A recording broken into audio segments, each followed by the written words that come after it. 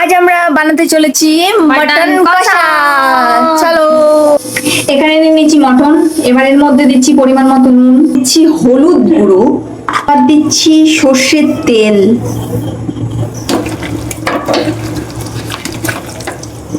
ডান।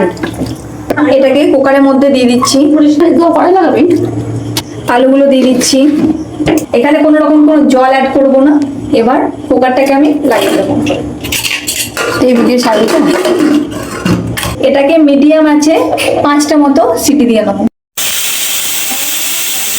আমি ঢাকাটাকে খুলে দেবো। কোনো রকম কোনো জল আমি ইউজ করিনি। দেখুন কতটা জল বেরোয়েছে।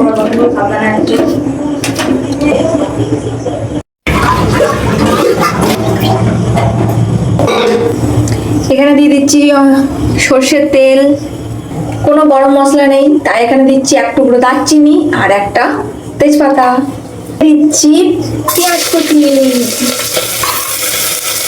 দিচ্ছি টমেটো কুচি, দিচ্ছি পরিমাণ মতো নুন, একটু হলুদ গুঁড়ো, দিচ্ছি কাশ্মীরি লঙ্কার গুঁড়ো, ঝালের জন্য দেব কাঁচা লঙ্কা।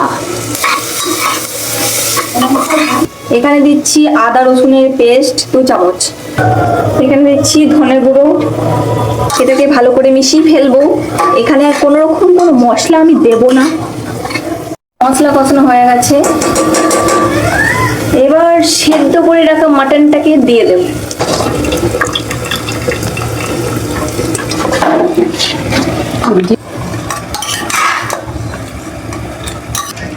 জাস্ট ঢাকা চাপা দিয়ে দিয়ে দিচ্ছি মিট মশলা।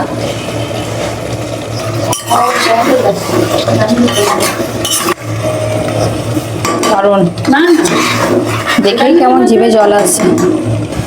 সুন্দরভাবে আমাদের মটনটা কষা হয়ে গেছে। জিভে জল চলে আসছে এত সুন্দর মটনের স্বাদ দেখে। এবার এটাতে দিয়ে দিচ্ছি জল। বাহ, সেই টেস্ট। হালকা ভাবে ঢাকাটা দিয়ে রাখবো উপর থেকে। এবার আমাদের মটন পুরো রেডি। দিয়ে দিচ্ছি গরম মশলা, দিয়ে দেওয়া হচ্ছে অসংখ্য পাতা। এটাকে আমি হাতে করে ছিঁড়েই দিয়ে দিলাম। রেডি আমাদের মটনের ঝোল। প্রথমে আলু, মটন।